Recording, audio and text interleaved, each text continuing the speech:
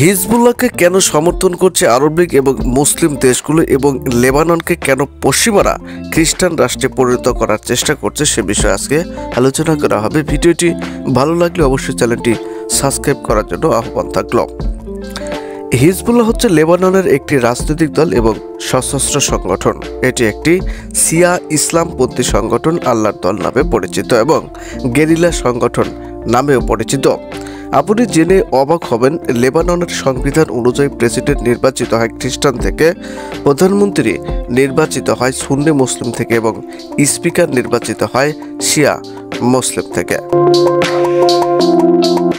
Lebanon 1943 সালে ফ্রান্সের কাছ থেকে স্বাধীনতা লাভ করে। লেবাননের আয়তন 10 লক্ষ বর্গ কিলোমিটার, জনসংখ্যা 54-55 লক্ষ মানুষ বসবাস করে। মুসলমান 67%, খ্রিস্টান 32% এবং অন্যান্য জাতীয় বসবাস করে।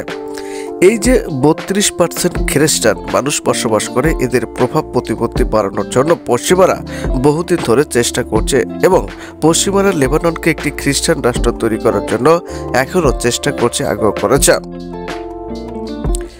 হিজবুল্লাহ হচ্ছে একটা রাজনৈতিক দল। এর একটা সামরিক শাখাও রয়েছে যা লেবাননের রাষ্ট্রীয় বাহিনী থেকেও বেশি শক্তিশালী। বলা যায় লেবানন এখন হিজবুল্লাহ নিয়ন্ত্রণ করছে।